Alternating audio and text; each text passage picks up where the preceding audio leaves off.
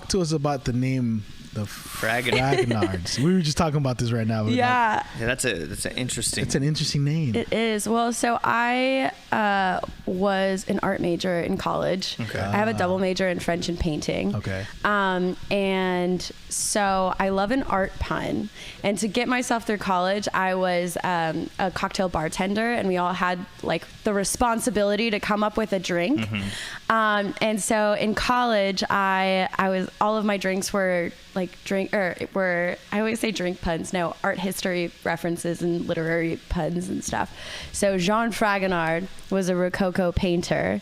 And so I invented the gin Fragonard. And so when I came up with my stage name years later, I was Fragonard. like, I'm going to be gin Fragonard because that was a sick drink. So, and I couldn't think of anything else. It was going to be gin Fragonard or Lizzie Martini.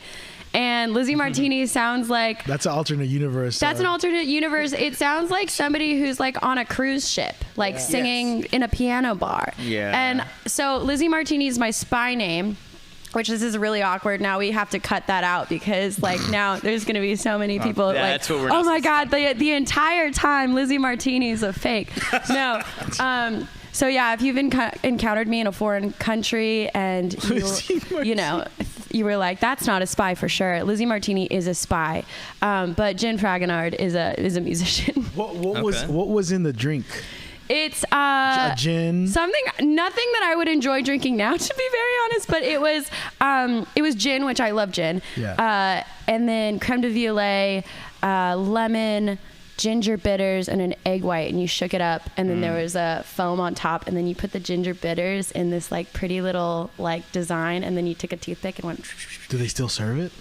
I don't think they serve it anymore. Okay. Man, that sounds delicious. Probably not. But yeah, I feel like I need to update it to a drink that I would actually drink now, which is more like just gin and maybe a squeeze of lime and maybe an ice cube. Is more my vibe think now. of like making pre-made cocktails of the gin Fragonard on tour and then sell them as merch. Yeah. Ooh, that would be cool. Yeah. At some of our shows, we've served gin Fragonards. Okay. Yeah. That's cool.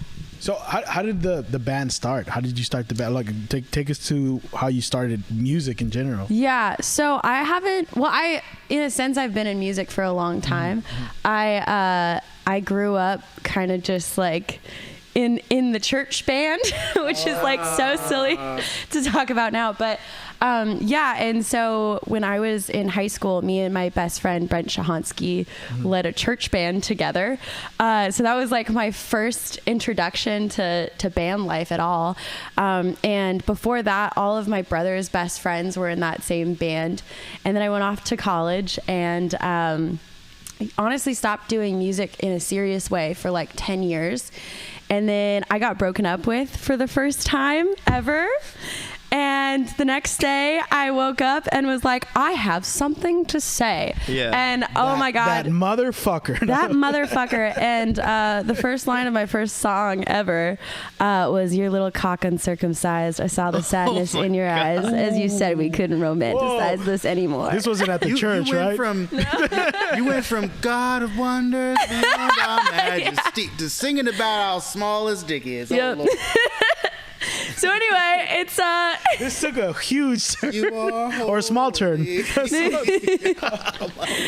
yeah. So anyway, and then after that, I just like, I think once you got the music bug, it's hard to stop. And I just like, How old were you when you went back to music? when I started doing it again on my own, that was only like maybe 2 years ago. So not recently.